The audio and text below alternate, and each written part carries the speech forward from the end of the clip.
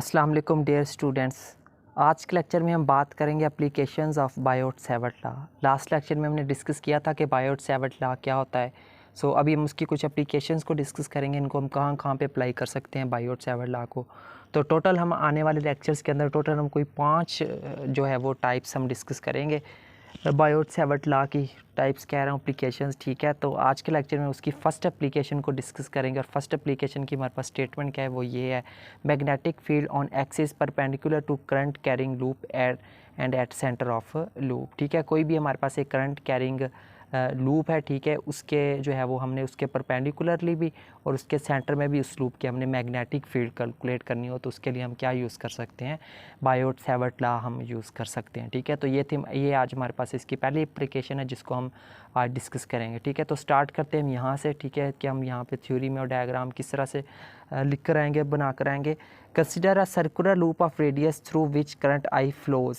ठीक है, कोई एक सर्कुलर लूप यहाँ पे देखें हम जो है वो कंसिडर कर लेनी है। ठीक है, और जिसका रेडियस क्या है हमारे पास आर है। ठीक है, तो आगे देखें हमारे पास क्या कह रहा है, consider a point P on the axis of the loop at distance G from its plane as shown in figure. ठीक है, तो कोई एक पॉइंट पी कंसिडर कर लेना, जैसे यहाँ पर ये हमने एक पॉइंट पी कंसिडर कर लिया। ठीक है, जिसका डिस्टेंस क्या है हमारे पास टोटल जेड डिस्टेंस मौजूद है। ठीक है, यहाँ से लेकर यहाँ तक का जो फासला ये क्या है, जेड है। और ये ठीक है, उसके बाद नेक्स्ट देखें हमारे पास, ठीक है, डायग्राम को साथ साथ ही डिस्कस करेंगे। यहाँ पे देखें नेक्स्ट हमें यहाँ पे क्या कह रहा है, take a small current element of length D S located at left side of loop and apply Biot Savart law. ठीक है, ये हमारे पास वो लूप है ना, सर्कुलर लूप है। ठीक है, उसकी लेफ्ट साइड पर हमने एक स्मॉल लेंथ एलिमेंट ले लिया। ठीक है, और अब हम इसके ऊपर अप्लाई कर देंगे बायोट-सैवर्ट लॉ। ठीक है, हमें पता है कि बायोट-सैवर्ट लॉ हमारे पास क्या होता है, ये होता है। ठीक है, हमने ये स्मॉल करंट एलिमेंट लिया है ना यहाँ पे। ठीक है, अब इसका यहाँ से लेकर उस पॉइंट पी तक का जो फासला है उसको हमने आर से डोनेट किया है। ठीक है,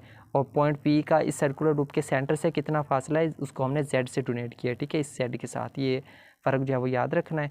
और ये जो सर्कुलर लूप है इसका जो रेडियस है वो क्या है हमारे पास आर है। ठीक है, जो कैपिटल आर है।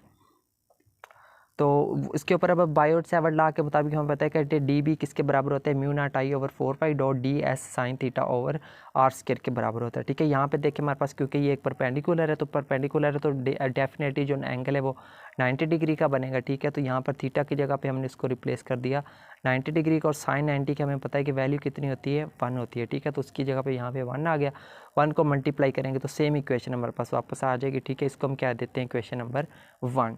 ठीक है, अब देखिए मज़ीद हमें यहाँ पे क्या कह रहा है, now by resolving D B into 2 components B D B, ये जो साइन है ना इसके साथ ये जो लगा हुआ, ठीक है, ये वाला, इसको परपेंडिकुलर पढ़ेंगे। ठीक है, D B perpendicular along axis and D B I am sorry इसको पैरेलल पढ़ेंगे। ठीक है, और ये जो उल्टा टी है इसको हम पढ़ेंगे परपेंडिकुलर।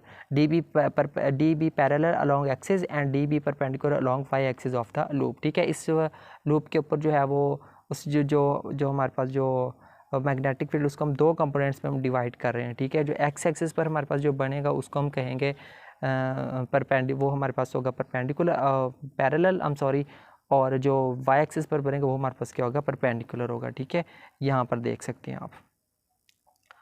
तो नेक्स्ट देखिए यहाँ पे हमें और क्या कह रहा है। ठीक है, since from figure B we can see that D B perpendicular of current element D S mutually cancel each other at point P. ठीक है, अब देखें यहाँ पर ये जो हमारे पास ये जो चीज़ है ना इसको यहाँ पे थोड़ा बड़ा करके लिखा हुआ है इस जगह पर फिगर बी में। ठीक है, अब यहाँ पर देखें यहाँ पर हमारे पास क्या है। ठीक है, ये देखें, ये मैं आपको जूम करके दिखाता हूँ। ये देखें इन दोनों की ये जो हमारे पास इसके जो 2 परपेंडिकुलर कंपोनेंट्स यहाँ पे बने, एक ये बना हुआ एक ये बना हुआ, इन दोनों की डायरेक्शन देखें क्या है, एक दूसरे के ऑपोजिट डायरेक्शन में है ना। तो अब जब ऑपोजिट डायरेक्शन में तो इसका मतलब है जो परपेंडिकुलर कंपोनेंट्स हैं ये एक दूसरे को क्या कर देंगे, कैंसिल आउट कर देंगे। ठीक है, इस पॉइंट को यहाँ पे ये समझाने की हम कोशिश कर रहे थे। ठीक है, तो ये उम्मीद है कि क्लियर हो गया होगा। ठीक है, आगे देखते हैं फिर आगे हमें और क्या कह रहा है। ठीक है, तो उनको कैंसिल आउट कर दिए। आगे देखें यहाँ पे और हमें क्या कह रहा है, so only D B parallel contributes to the total magnetic field B. So उस सर्कुलर लूप की जो टोटल मैग्नेटिक फील्ड है उसके ऊपर से कौन कंट्रीब्यूट करेगा, सिर्फ जो परपेंडिकुलर जो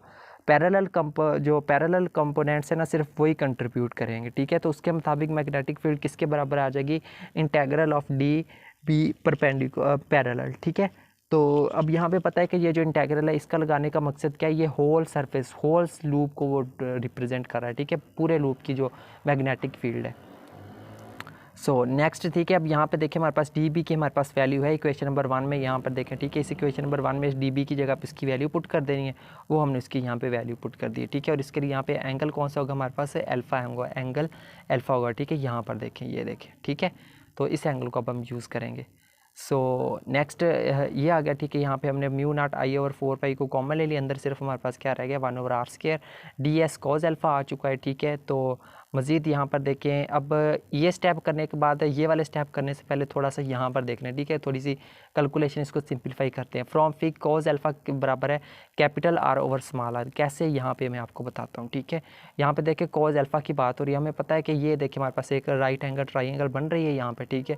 तो यहाँ पर हमारे पास हमें पता है कि जो कॉज होता है वो किसके बराबर होता है, वो हमारे पास होता है बेस डिवाइडेड बाय हाइपोटेनियस, ठीक है। यहाँ पर हमारे पास बेस क्या है कैपिटल आर है और हाइपोटेनियस क्या है स्मॉल आर, तो इसलिए यहाँ पर हमारे पास कोज अल्फा किसके बराबर होगा या फिर कोज थीटा किसके बराबर होगा, capital R divided by small R, ठीक है। और यहाँ पे हमें पता है कि आर का अगर हमने मैग्नीट्यूड फाइंड करना होता तो वो किसके बराबर आएगा, वो आएगा R square plus G square के बराबर आ जाएगा, ठीक है। और इसका जो है वो हम जब अगर हमें तो सिर्फ चाहिए आर की वैल्यू, तो इसका स्क्वायर रूट अब जब ले लेंगे तो उसके स्क्वायर रूट की फॉर्म में यहाँ पर उसकी वैल्यू पुट कर दी है, ठीक है। तो यहाँ से हमें कॉज अल्फा की वैल्यू क्या मिली है, capital R over square root capital R square plus Z square, ठीक है, ये उसकी वैल्यू मिल गई।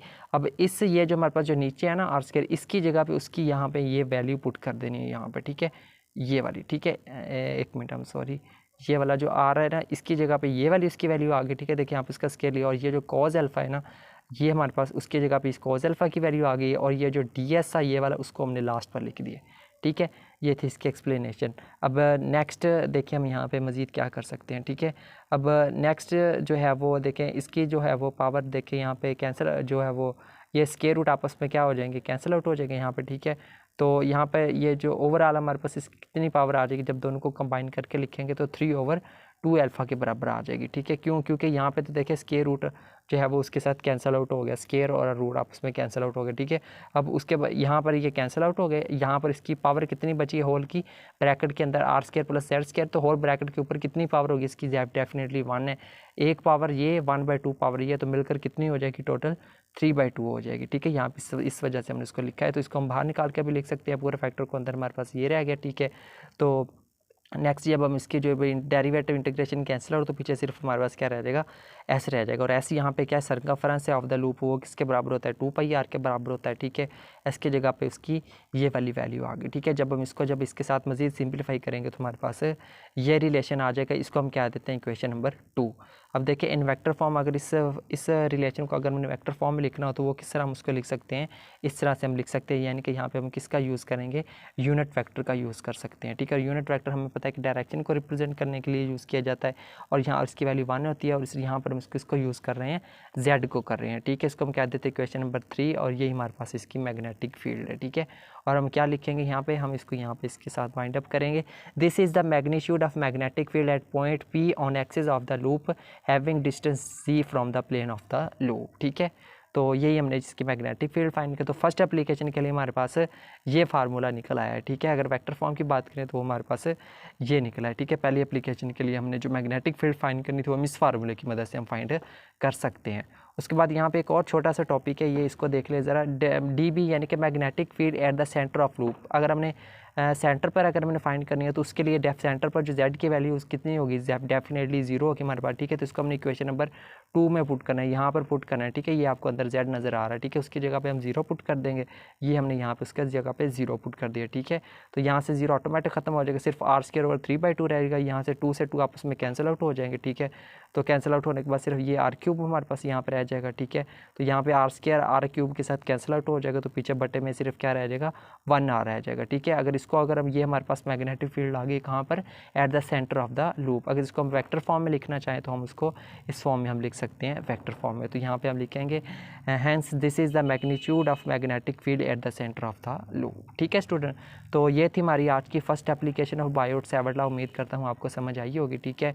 तो 2 जगह पर हमने इसकी जो है वो मैग्नीट्यूड हमने मैग्नेटिक फील्ड फाइंड करनी थी सर्कुलर लूप में, एक कहाँ पर जहाँ पर उसका परपेंडिकुलर हो और दूसरी कहाँ पर हमने फाइंड करनी थी eight the centre of the loop. तो परपेंडिकुलर के लिए हमारे पास ये मैग्नेटिक फील्ड निकली है, जबकि सेंटर पर हमारे पास मैग्नेटिक फील्ड क्या निकली है, ये वाली, ठीक है स्टूडेंट। तो ये था हमारा आज का लेक्चर।